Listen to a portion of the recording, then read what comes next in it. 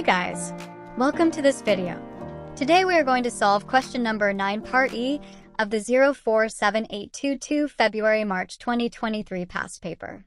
The question is, a shop that sells books has set up a new database table called Booklist to store book details.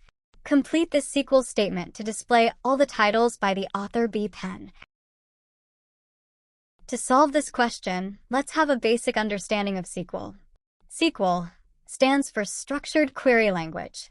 It's how we ask a database questions, kind of like how we search on Google, but for tables of data. Following are basic parts of an SQL statement. Select clause. What do you want to see? We shall mention list of columns to see. From clause. Which table are you looking at? We shall mention table name which needs to be queried. Where clause. How to filter.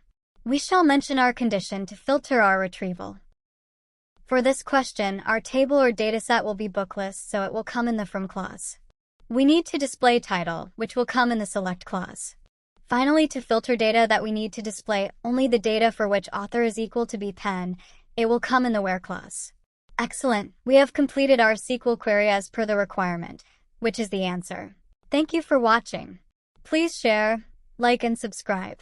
See you with the next question. Have a nice day.